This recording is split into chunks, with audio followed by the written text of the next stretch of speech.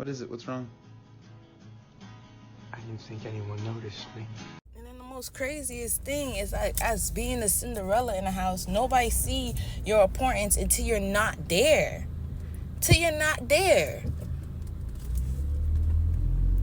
Then you're babying the kids that you didn't even have. I'm like, it's like if you don't have a certain amount of money or a certain amount of things that, but it's like you could have gave them $10, $5. It's the thought that counts.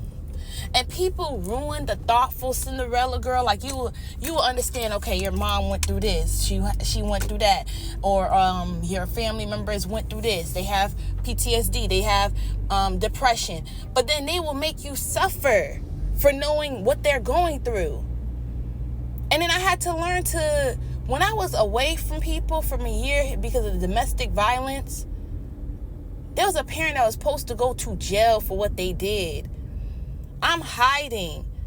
Basically, and I shouldn't, because sometimes what I learned a valuable lesson is when you don't let people get a assault charge or call the police on them, they think the behavior that they did to you is okay.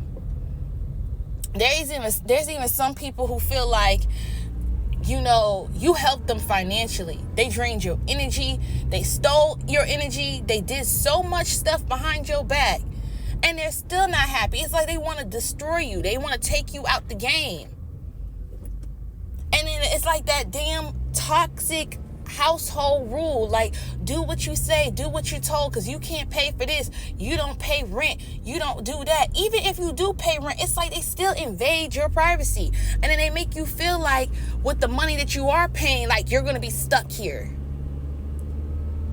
And then you wonder why some people even risk it all, where they will just be okay sleeping in a car because the amount of freedom they will have from being around certain people. It's even so bad. People are so fucking vengeful on Hinge.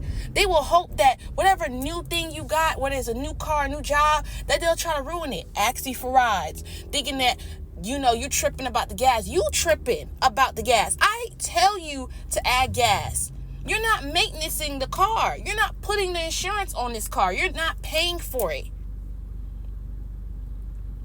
That's the most messed up thing. It's like my mom wanted me to relive the trauma that whatever my dad did. And then when I talked to her and I was vocal about it, it was like she was kind, but it was like, oh, you know, everybody goes through this. And I learned to be so forgiving. But I promise you, I'm always going to win, because along of these people would never say, hey, I was being a pervert. I was making her feel uncomfortable. Hey, I was keeping the house a mess. Yeah, I was preying on her downfall. Oh, yeah, I was causing unnecessary stress because I was trying to mentally break her down. That's when I learned from my therapist, when he said, like, people like that, it don't no matter what they are going through or been diagnosed. I even said it on TikTok and it was getting so many views. I don't know why. It's like I had like a problem where once a video get popular, I would just delete it. And it was like people would want you to put up with their shit. And I'm not doing that anymore. And you're a bully. From ex-friends, old colleagues that you used to hang with, or roommates. But this is really, with the Cinderella, is really on home. People will silence you because you spoke up. So I was supposed to shut up and not say anything and deal with this? And that's a generational curse breaker. It's speaking up. Knowing what's right and wrong is wrong. And when I do post this video, man, they ain't gonna never know where I stay at. They ain't gonna never know where I'm at. I'm in a whole new country. Probably even a fucking new number. How shit's going. No one really cared about savings. No one cared about traveling or getting a passport, life insurance. None of that until I came around. Because I would see the mishap after a funeral and like the importance of therapy. Because in a black home, a lot of people don't tell you how to manage stress. They just tell you to go through it.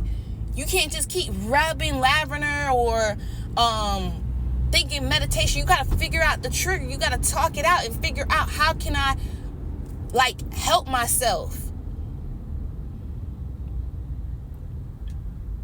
And if they get so disturbed and disordered when you're still kind to them, okay, you clean the whole house. Everybody, he don't want to make his plate, or this person, you give them their food, they saying thank you, but then they have this little squinting eye where it's like they give you some type of evil eye or weird look, like it's making you uncomfortable, so you look away. It's like, what the fuck? Just because you're fucked up and this is what you do to get people mad and angry and rebellious, I cannot keep holding on that energy of anger and rebellion. Some people are just fucking sick and twisted because of the money they don't have. A lot of people are mad over the money they don't have. That's why you got to be careful who you have kids with. Be careful who you laying up with, because the person you laying up with could probably don't want nothing good for you and want you to go through the same traumas that they. And it's weird. How do you want someone to go through the same poverty, want them, and think they gonna be in love? It's like what Gucci Mane said. You think somebody gonna still be in love with you, and y'all always constantly struggle, and then the person that's having you constantly struggle ain't doing shit. It's like they a bag of rocks. You gotta tell them to clean up. You gotta tell them to do this. You gotta tell them to get a job. Fuck no. I'm not doing that. I'm not doing that. I'm not here to test, how much I can handle. Because all it's doing is intimidating the one who's acting like a modern spirit, a freaking entity. Like they got some demonic shit in them. And I'm always gonna win, because some of these toxic ass parents that do this to their oldest child or their children, making them feel Cinderella, they got narcissistic tendencies, and they always gonna fucking lie. They always gonna fucking lie. And it's okay, because I could be in an interview, I'm like, you fucking miserable without no money. And even if you did have a certain amount of money, I'm pretty sure you still treat one of your kids like an outcast.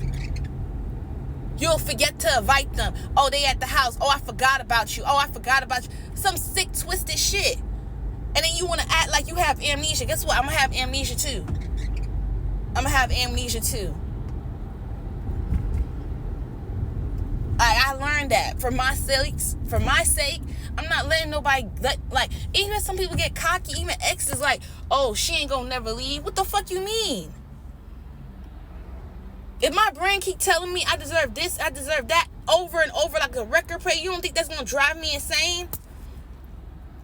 And then you feel like I sometimes you gotta look at your type and be like, you was never their type, because they wouldn't even. Some of these men don't even have nothing going for themselves. They just want you to do it in the car. Or, lucky that I always went to hotels like Hilton's. One time Rich calls to Airbnbs. But I'm just saying, it was even the time I did in the car too, so shit. But let me tell y'all something. It's just like, when someone wants you to be okay with the bare minimum.